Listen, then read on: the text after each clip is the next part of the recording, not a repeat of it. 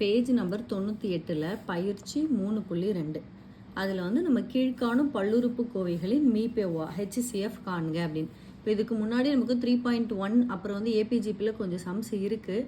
ஏன் டேரெக்டாக இதுக்கு போடுற அப்படின்னா இப்போ குரூப் 1 டெஸ்ட் வந்து நமக்கு சுரேஷில் நடந்துகிட்ருக்கு இல்லைங்களா, அதோட போர்ஷன் வந்து இதில் இருக்குது. எல்சிஎம் ஹெச்சிசிஎஃப் போர்ஷன் வந்து நமக்கு இருக்குது. அதனால நம்ம இப்போ நான் அந்த வீடியோ போட்டால் உங்களுக்கு அந்த டெஸ்ட்டுக்கு யூஸ்ஃபுல்லாக இருக்கும் அப்படிங்கிறதுனால இதை போட்டுருவேன்.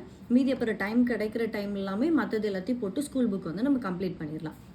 இப்போ ஃபஸ்ட்டு கணக்கு பார்ப்போம்.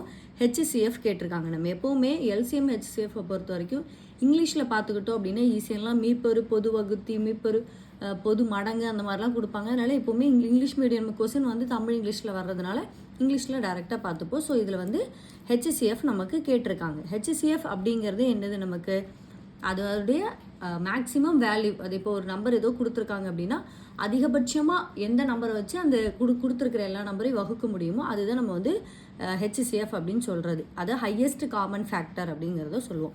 இப்போ அதில் வந்து இந்த மாதிரி பல்லுறுப்புக்கோவைகளில் இப்படி வச்சு சம் கொடுத்தாங்கன்னா எப்படி போடலாம் அப்படிங்கிறத பார்ப்போம். ஃபஸ்ட்டு கணக்கு பாருங்கள். x⁴ + 3x³ - x - 3, x⁴ + x⁴2 - 5x + 3 அப்படிங்கிறத கொடுத்துருக்காங்க. இதை வந்து நம்ம கரெக்டான ஃபார்மெட் பிரகாரம் பார்த்தீங்கன்னா ஒன்று வந்து f(x)ன்னு எடுத்துக்கலாம், இன்னொன்று வந்து g(x) அப்படின்னு எடுத்துக்கலாம். அது என்ன கொடுத்துருக்காங்கன்னா f(x). இது வந்து கரெக்டான ஃபார்மெட்டுக்காக f(x) = g(x), q(x) + r(x) அப்படின்னு கொடுத்துருக்குது. இது என்ன அப்படின்னா இது வந்து கொடுக்கப்பட்டிருக்கிறதுலே வந்து பெரிய நம்பராக இருக்கிறத f(x)ன்னு எடுத்துப்போம். அதுக்கடுத்து சின்ன நம்பராக இருக்கிறத g(x) அப்படின்னு எடுத்துப்போம். இது வந்து மீதி, இது வந்து ஈவு அப்படிங்கிறது கிடைக்கிறது. ஈவு மீதி அப்படிங்கிறது தான் கிடைக்கிறது. இங்கே இதெல்லாம் தேவையில்லை அப்படின்னாலும் இல்லை, ஆனால் ஸ்கூல் புக் ஃபார்மெட்லேயே கொடுத்துருக்கனால நான் இப்படி எடுத்துக்கிட்டேன். இப்போ f(x) அப்படிங்கிறது நான் எப்படி எடுத்துக்கிறேன்னா இந்த நம்பர் தான் பெரிய நம்பர் இல்லைங்களா, ஏன்னா இது x⁴ ஆரம்பிக்குது, இது x⁴ ஆரம்பிக்குது. ஸோ அந்த x⁴ அப்போ இந்த பெரிய நம்பரை நான் f(x)ன்னு எடுத்துக்கிறேன். x⁴ + 3x³ - x - 3. ஆனால் இதில் பாருங்கள் ஸ்கொயர் இல்லை, அதுக்கப்புறம் டைரெக்டாக எக்ஸ்ன்னு கொடுத்துருக்காங்க. ஆனால் இங்கே அடுத்ததில் g(x) பாருங்கள், x³ + x² - 5x + 3 இருக்குது. அப்போ இங்கே நடுவில் இந்த ஸ்கொயருங்கிற வேல்யூ இல்லை, ஆனால் இங்கே இருக்குது. அப்போ நான் இதை எப்படி மாற்றிக்கிறேன் அப்படின்னு பார்த்தீங்கன்னா f(x)ங்கிறத x⁴ + 3x³ மைனஸ் இந்த ஸ்கொயர் இல்லை இல்லைங்களா, அதை நான் என்ன எடுத்துக்கிறேன்னா 0x² எடுத்துக்கிறேன். ஏன்னா 0 எதுவுமே இல்லை அப்படிங்கிறதுக்கு நான் 0x², அப்புறம் -x, கொஸ்டினில் அப்படியே கொடுத்துருக்குற -x - 3 அப்படின்னு எடுத்துக்கிறேன். இப்போ என்ன பண்ணால் இந்த இதெல்லாம் தேவை அப்படின்னா நீங்கள் அதெல்லாம் ஞாபகம் வச்சுக்கோங்க. டேரெக்டாக என்ன பண்ணலான்னா கொடுத்துருக்குற எத்தனை கோவைகள் கொடுத்துருக்காங்கன்னு பாருங்கள், அதில் ரெண்டும் ஈக்குவல் ஆகிற மாதிரி. இப்போ x⁴ இருந்துச்சுன்னா 4 3 2 1 0, அதாவது 1 நம்பர் அப்படிங்கிற மாதிரி இருக்கணும். அந்த ஃபார்மெட்டில் மட்டும் இருக்கான்னு பார்த்துக்கோங்க. பார்த்துட்டு எந்த நம்பர் பெரிய நம்பரோ அந்த பெரிய நம்பர் வச்சு சின்ன நம்பர் இருக்கு இல்லைங்களா, அப்போ இதை வந்து நம்ம உள்ளே போட்டுட்டு இதை வந்து வகுபடும் எண்ணாக எடுத்துக்கணும். அதாவது இது வகுபடும் எண், இது வகுக்கும் எண்ணாக எடுத்துக்கணும். அவ்வளோதான். பெரிய நம்பர் என்னுடைய வகுபடும் எண், சின்ன நம்பர் என்னுடைய வகுக்கும் எண், அவ்வளோதான். இப்போ என்ன பண்ணுறேன், அப்படியே டேரெக்டாக எடுத்து எழுதிப்போம். x⁴ + 3x³ - 0x² - x - 3ங்கிறது கொஸ்டினில் உள்ளது. இங்கே என்னுடைய வகுக்கிற எண் என்னது x⁴ + x⁴2 - 5x + 3 அப்படின்னு கொடுத்தா சிம்பிள் தான், ஒன்றுமே பண்ண வேணாம். இங்கே பாருங்கள், ஃபஸ்ட்டு இந்த ரெண்டு நம்பரை பாருங்கள். கண்டிப்பாக இந்த ஃபஸ்ட்டு ரெண்டு நம்பரும் அடி போகிற மாதிரி நம்ம பார்க்கணும். அப்போ இங்கே x⁴ இருக்குது, இங்கே x⁴ இருக்குது. அப்போது x³ பெருக்கல் x போட்டால் தான் எனக்கு என்ன வரும், x⁴ வருமா. அதாவது x³ பெருக்கல் xனா என்ன அர்த்தம், x⁴ அப்படின்னு அர்த்தமா.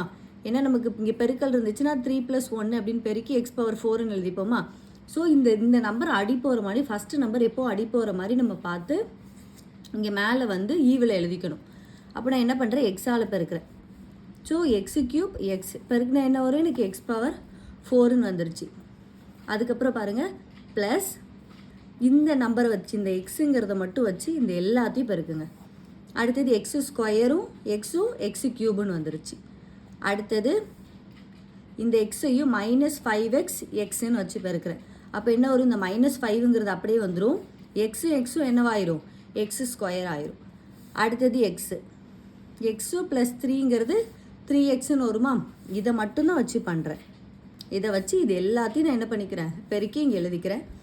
ஃபஸ்ட் நம்பர் எனக்கு என்ன பண்ணுறோம், சைன் எல்லாம் சேஞ்ச் பண்ணுறோம். ப்ளஸ்ஸாக இருந்தால் மைனஸ்னு போட்டுக்கிறேன், மைனஸாக இருந்தால் ப்ளஸ்ஸாக போட்டுக்கிறேன். ஏன்னா எனக்கு அப்போ தான் அடிக்க முடியுங்கிறனால இங்கே மைனஸ், இங்கே ப்ளஸ், இங்கே மைனஸ்ன்னு மாற்றிக்கிறேன். இதை அடிச்சிடுறேன். அடிச்சுட்டு மீதி பார்ப்போமா. 3x கியூப்லேருந்து ஒரு எக்ஸ் கியூப் போச்சுன்னா எவ்வளோ, 3லேருந்து 1 போச்சுன்னா 2. அப்போ 2x3. இங்கே ப்ளஸ் இருக்குது. ஸோ ப்ளஸ்ஸு இந்த 0ன்னு இருக்குது. நம்ம கூட்டல்லையும் கழித்தல்லையும் 0ன்னு இருந்துச்சுன்னா அப்படி இருக்கிற நம்பரை அப்படியே எடுத்து எழுதிப்போமா. இப்போ 0 - 5னா என்னென்னு எழுதுவோம், அப்படியே -5ன்னு எழுதிப்போமா. அதே தான் இங்கே பண்ணுறோம். இங்கே எனது ப்ளஸ் சைன் இருக்குது. ஸோ ப்ளஸ் போட்டு அந்த 5x² எடுத்து அப்படியே 5x² எழுதிட்டேன். அடுத்து பாருங்கள், -x + 3x. இங்கே -3xன்னு இருக்குது. அப்போ மைனஸ் ஒரே குறிகளாக இருந்தால் கூட்டிக்கிறேன். இங்கே மைனஸ் சைன் போட்டு 3xையும் எக்ஸையும் கூட்டினா என்ன வரும், 4xன்னு வரும்.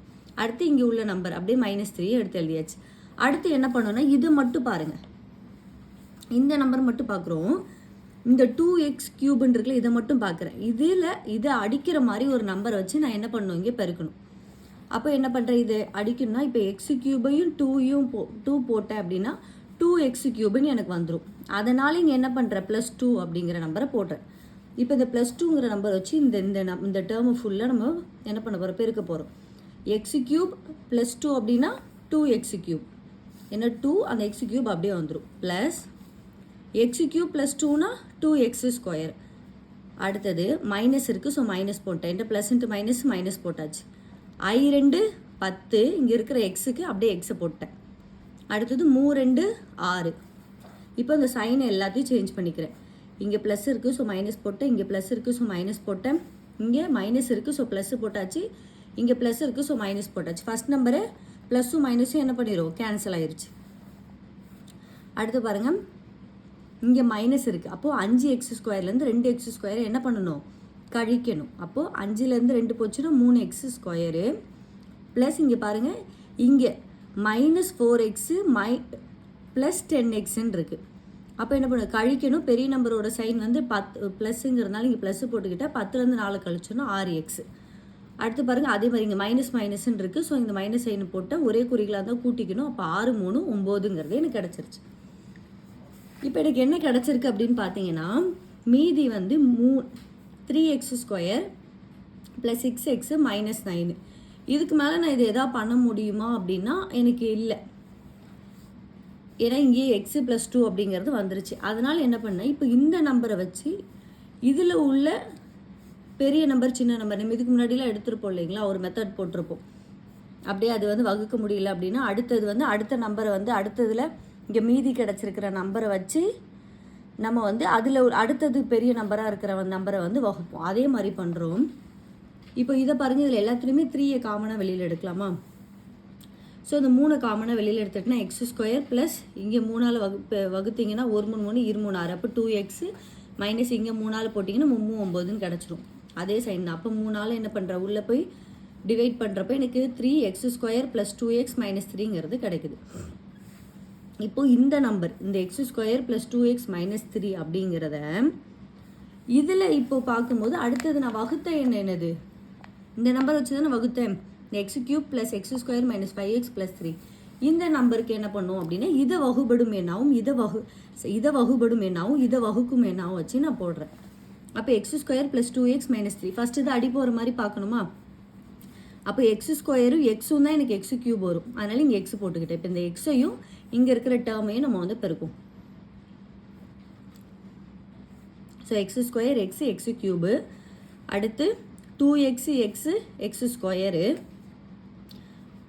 அடுத்தது x -3 3xன்னு வந்துடும்.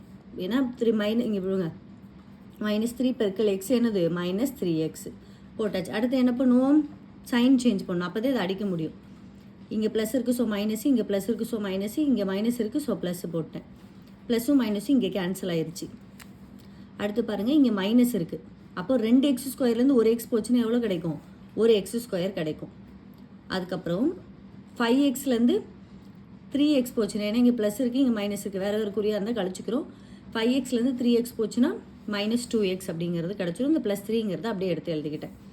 அடுத்து பாருங்கள், இந்த நம்பர் ஏதோ ஒரு நம்பரால் நான் பெருக்கிறப்ப எனக்கு என்ன கிடைக்கணும், -x² அப்படிங்கிறது எனக்கு கிடைக்கணும்.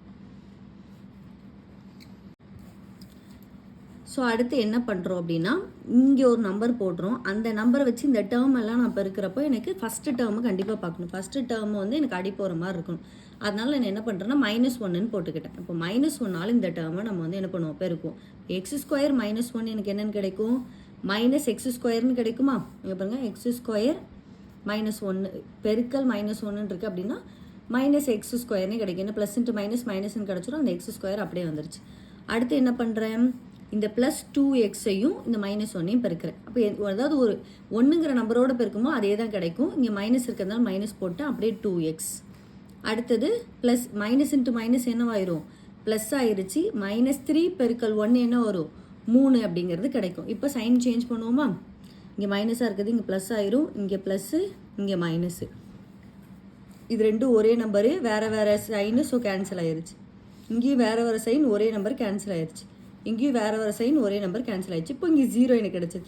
எப்போ மீதி எனக்கு 0ன்னு கிடைக்குதோ அது அந்த கிடைச்ச நம்பருக்கு பார்த்தீங்களா, அந்த மீதி கிடைக்கும் போது நான் எந்த நம்பரை